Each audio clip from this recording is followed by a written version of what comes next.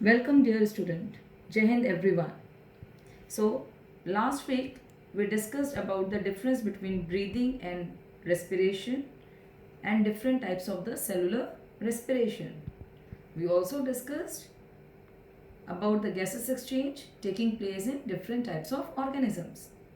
Now, today we begin our class with the respiratory system in human beings. The respiratory system in human beings consists of a passageway for the fresh air to flow from the outside to the lungs and for the foul air to return from the lungs to the exterior.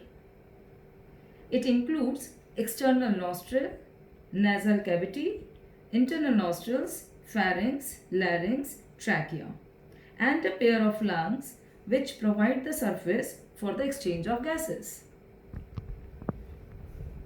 The respiratory tract starts with the external nostril, which is situated at the lower end of the nose. Now, when the air enters in the nostril, it is lined with the hair and the mucus glands. This hair and the mucus entrap the dust which is present in the air and makes the air dust free. After that, the air passes through another passage that is called as pharynx. From nasal passage to pharynx, the air reaches. Now, pharynx is a short vertical tube located at the head of the back of buccal cavity. It provides passage into which the internal layers and the buccal cavity both open to pass the air into it.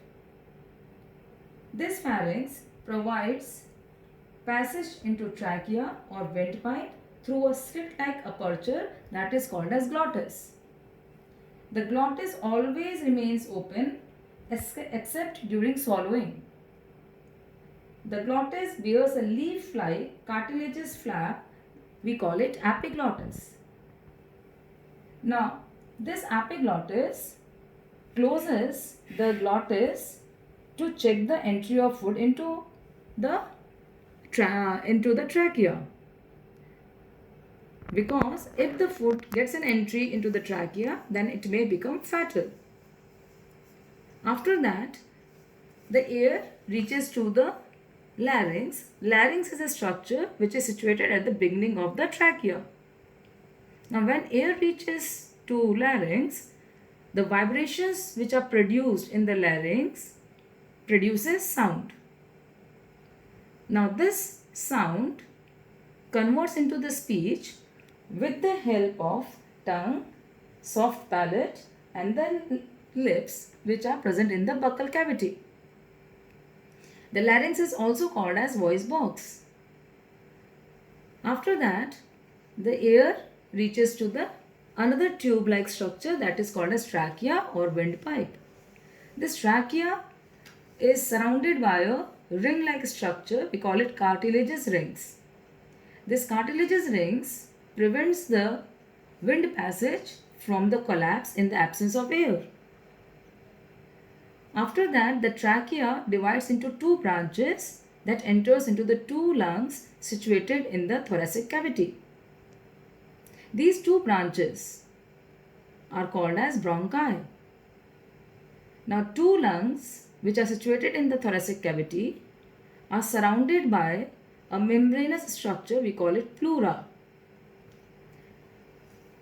The thoracic cavity is separated from the abdominal cavity from another membrane or a muscular sheet. We call it diaphragm.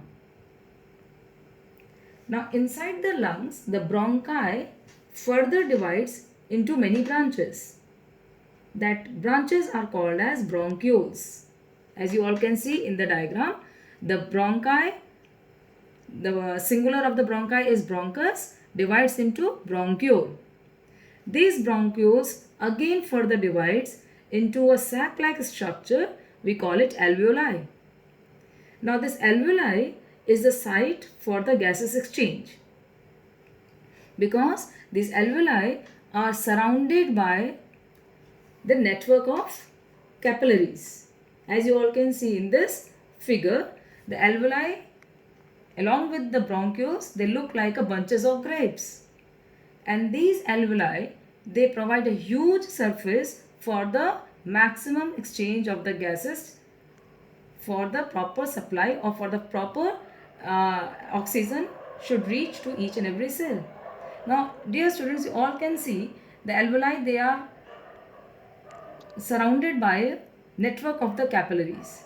Now, this is the site where the exchange of the gases takes place. You can see this in the another figure. The alveoli, which is rich in oxygen, the air is rich in oxygen, which is present in the alveoli, and the capillaries which are surrounding the alveoli, they are rich in carbon dioxide. So just simple diffusion takes place from higher concentration to lower concentration air. The gases exchange themselves. The oxygen which is more present in the alveoli passes into the capillaries, and the carbon dioxide which is more present in the capillaries goes into the alveoli. From here, the oxygen reaches to each and every cell with the help of this blood. So this is how the maximum exchange takes place. This is, you can say, the alveoli is a site for the exchange of the gases. Now you will be surprised to know these alveoli, if you spread it, it may give you the surface area of 80 meters square. That is a huge surface for the maximum gases exchange. Now, what is the mechanism actually? How does this air enters into the body cavity or the thoracic cavity, and the carbon dioxide rich goes out of our body? As we all know, when we take in air, we call it inhalation or inspiration. And when we exhale out, we call it exhalation or expiration. Now, during inspiration, what happens? The diaphragm, the muscular structure which is separating the thoracic cavity from the abdominal cavity, the diaphragm goes down. In the figure, you can see the arrow is showing the diaphragm is going down during the inhalation or inspiration. And when it goes down, the external intercostal muscles, they expand. They all expand. You all can see in the figure, the chest wall or the lungs, it expand. So the diaphragm moves down and the chest walls, they expand. Now because of this, the pressure decreases in the cavity. When the pressure decreases, the air gets a chance to enter into the cavity. When we have to exhale out, the diaphragm moves up, as it can be seen in the diagram. The arrow is shown. The diaphragm is moving up. The contraction of the lungs is taking place, and because of that, the pressure increases inside the chest cavity, and that helps the air to move out. So this is the mechanism of inspiration and expiration, which helps the air to enter into the thoracic cavity and to exhale out from the body. Now this is the whole pathway, you can say, the movement of oxygen and carbon dioxide in and out of the respiratory system. The oxygen rich air from the environment enters into the nasal cavities, then to pharynx, then trachea, then bronchi, then bronchioles, alveoli. Now alveoli, as I told you, it's a site where the exchange of the gases is taking place. The carbon dioxide comes to the bronchioles, then bronchi, then the trachea, pharynx, nasal cavities, and moves out or goes out of the body. So this is the proper way by which the oxygen is entering into the body and carbon dioxide is moving out of the body. Now, when the oxygen is being taken in the blood, how does it move and how does it reach to each and every cell of the body?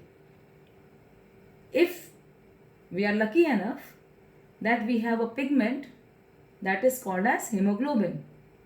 This hemoglobin actually present in the RBC of the blood. RBC means red blood cells that has the hemoglobin. Now hemoglobin is a protein which is having a iron in it. This hemoglobin is having a high affinity towards oxygen. As the oxygen enters into the blood, immediately the hemoglobin gets combined with the oxygen and forms oxyhemoglobin. Now each hemoglobin has 4 sites where the 4 oxygen can be attached.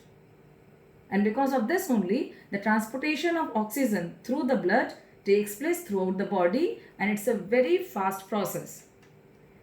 In the absence of the hemoglobin, the oxygen transport will not be possible, or you can say it's going to take 3 years to reach oxygen from the lungs to the toe of your body. So for the multicellular large organism, this hemoglobin is very important for the proper transportation of oxygen in the body. Another feature of our respiratory system is whenever we are exhaling out air or taking in air, inhalation is taking place, there is always some amount of air left inside the lungs. And that amount of air which is present inside the lung, we call it residual air. Now this residual air is very important for the lungs because sometime if there is any lack of air, lack of oxygen takes place, or air is not able to enter, in that case the lungs may get collapse. The tissues of the lungs, they get shrink and they stick to each other. So to inflate this lung again, the organism has to get large amount of energy, which is very difficult. So to prevent the lungs from the shrinkage, some amount of air is always present in the lungs, and that is called as residual air. And you will be surprised to know no one till date is able to measure the amount of the residual air which is present inside the lungs. But this is a very important thing which is taking place in our respiratory system. It is written, the lungs are never completely empty. There is always some air left in the lungs after a maximum exhalation. If this residual volume did not exist and the lungs emptied completely, the lungs tissue would stick together. The energy necessary to re-inflate the lungs would be extremely large. So the residual volume is always important for preventing large fluctuations in the respiratory gases. And residual volume is the only lung volume that cannot be measured, or we can say no one is able to measure it till now.